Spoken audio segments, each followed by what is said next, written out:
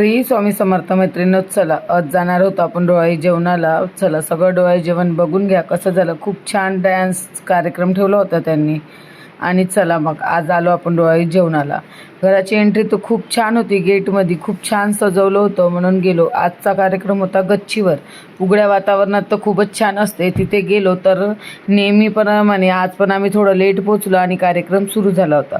आपण सोबत घेऊन जातो. हे खानदेशामधला कार्यक्रम होता. सगळीकडेच असंच करता का मला सांगा. हे मी फर्स्ट टाईमच बघत आहे. इकडे असं डोहाळे जेवण आमच्या आईकडे वेगळं करतात विदर्भात. हे खानदेशामधलं होतं. खूप छान सजावट केलेली होती. प्रत्येक बाईनी 51 रुपये आणि 1 पीस नारळ किंवा गहू किंवा तांदूळ कशाची पण ओटी भरा हे घेऊन गेलो होतो. आम्ही पण छानपैकी ओटी भरून घेतली, एक फोटो काढून घेतला. आणि हे सुकामेवा म्हणजे मुलीला डोहाळी लागते म्हणून आईकडून हे सगळं येतात. हे प्रथा फक्त खानदेशामध्येच आहे, आमच्या आईकडे नाही आहे. म्हणून मी इतकं स्पष्टपणे सांगत आहे. सगळंच आणलं होतं आवडीचं, मुलीला जे आवडते जे खाऊ वाटते म्हणून ते सगळं आणलं होतं. काजू बदामपासून परिस्थितीनुसार असते. ज्याला जास्त क्वांटिटीत आणू शकतात ते आणतात, खूप सारं आणतात असं बोलतात.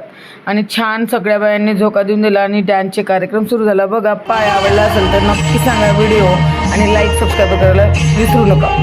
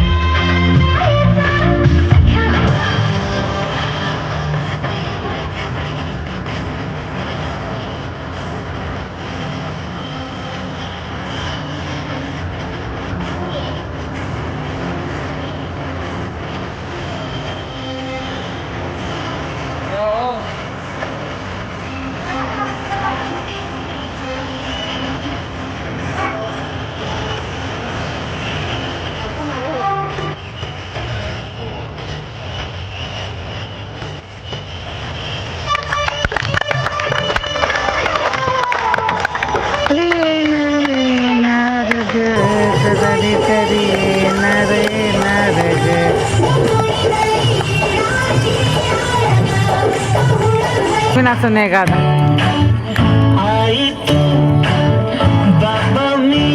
नवरदेव खूपच लाजारू होता म्हणून तो नाचत पण नव्हता. आम्ही जबरदस्तीने म्हटलं अरे नाच रे थोडं तरी. बघा, मोजकाच कार्यक्रम होता, खूप मोठा नव्हता. पण स्वतःच्या गोष्टीसाठी घरगुती का करत नाही, पण करा कार्यक्रम. सुनाची आणि आपली पण इच्छा पूर्ण करा.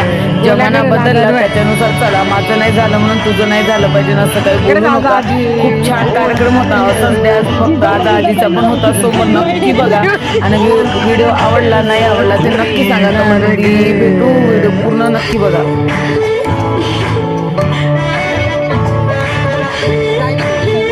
थोडे मागवा नाही रे तेव्हा दिसते.